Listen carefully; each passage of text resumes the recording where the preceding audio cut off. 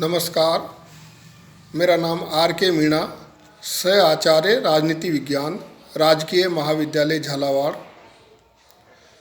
आज हम MA final political science paper 7 and 8 में जो पब्लिक इंटरनेशनल लॉ वाला प्रश्न पत्र है, उसमें जो अंतर्राष्ट्रीय कानून का संहिताकरण है, उस संहिताकरण के कौन से लाभ हैं, कौन से दोष हैं, उनके बारे में अध्ययन करेंगे। अंतर्राष्ट्रीय कानून के संहिताबद्ध करने की परिस्थितियां एवं आवश्यकताएं उसके लाभों को अभिव्यक्त करती है।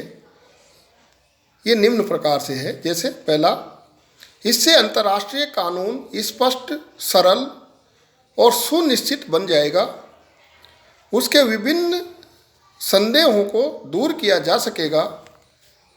जब संबंधित परिस्थिति के लिए स्पष्ट कानून मिल जाता है तो अंतर्राष्ट्रीय न्यायालय के न्यायाधीशों का कार्य सुगम बन जाता है।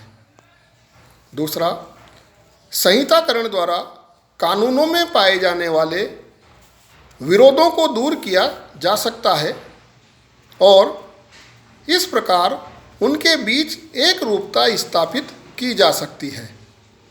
विभिन्न राज्यों में अनेक प्रकार के नियम क्रियान्वित होने के कारण उनके बीच असंगति एवं विरोध उत्पन्न होने का भय रहता है।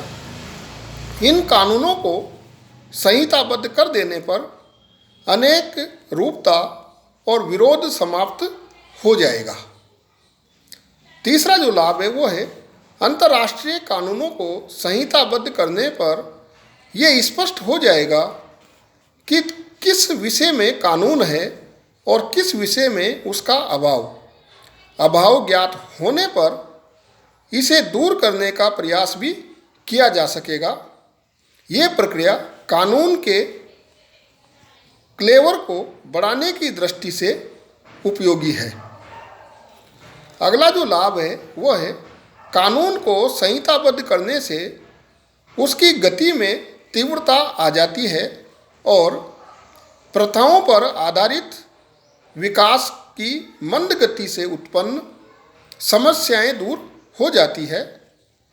आधुनिक वैज्ञानिक युग में परिस्थितियां बड़ी तीव्रता के साथ बदल रही है और यदि अंतर्राष्ट्रीय कानून ने इसका समुचित ध्यान नहीं रखा तो निश्चय ही वो पिछड़कर असामयिक तथा अनुपयोगी बन जाएगा।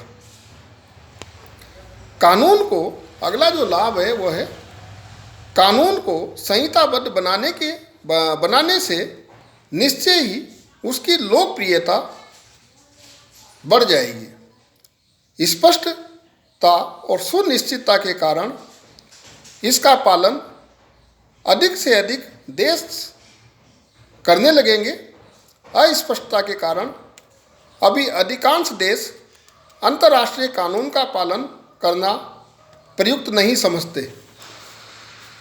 अब ये तो इसके संहिताकरण के लाभ थे। अब संहिताकरण के जो अवगुण हैं, दोष हैं, वो इस प्रकार से है। अंतर्राष्ट्रीय कानून का संहिताकरण के अवगुण निम्न प्रकार हैं। जैसे पहला, इससे अंतर्राष्ट्रीय कानून का विकास रुक जाएगा। लिखित और निश्चित कानून अंतर्राष्ट्रीय कानून को जड़ बना देंगे और वह एक बोझ का अनुभव करने लगेगा जिसमें कोई गति नहीं है। इस संबंध में मिस्टर कार्डोजी ने लिखा है, रात भर के लिए यात्री को शरण देने वाली सराय उसकी यात्रा का अंतिम लक्ष्य नहीं होती। यात्री की भांति कानून को भी कल की यात्रा के लिए तैयार रहना चाहिए। इसमें विकास का सिद्धांत बना रहना चाहिए। संहिताकरण के कारण अंतर्राष्ट्रीय कानून की ये विशेषता घट जाती है। अंतर्राष्ट्रीय कानून में इस प्रकार की गति और लचीलापन होना चाहिए ताकि वह समय की परिस्थितियों के अनुसार अपने आप को मोड़ सके। जब तक आवश्यकता अनुसार सामंजस्य की संभावना नहीं होगी तब तक ये जीवित नहीं माना जाता। दूसरा दोष है, संहिताकरण करते समय कानून निर्माता नियमों की बाल की खाल निकालते हैं और कानूनी रूप से उनको परिभाषित करते हैं, किंतु ऐसा करना अंतर्राष्ट्रीय विधि के स्वाभाविक स्वरूप को समाप्त कर देता है। अगला जो दोष है वो है, जब अंतर्राष्ट्रीय कानून को संहिताबद्ध करने का प्रयास किया जाता है तो अनेक कानूनी विवाद उत्पन्न हो जाते हैं जिनके बीच समझौता नहीं हो पाता। जैसे सन 1930 में राष्ट्रसंघ ने ये प्रयास किया था कि कानूनों को संहिताबद्ध कर ले, किंतु वो सफल न हो सका। इसी प्रकार के अनेक सम्मेलन और संघ किसी सर्वसम्मत निर्णय पर पहुँचे बिना ही भंग हो जाते हैं। धन्यवाद।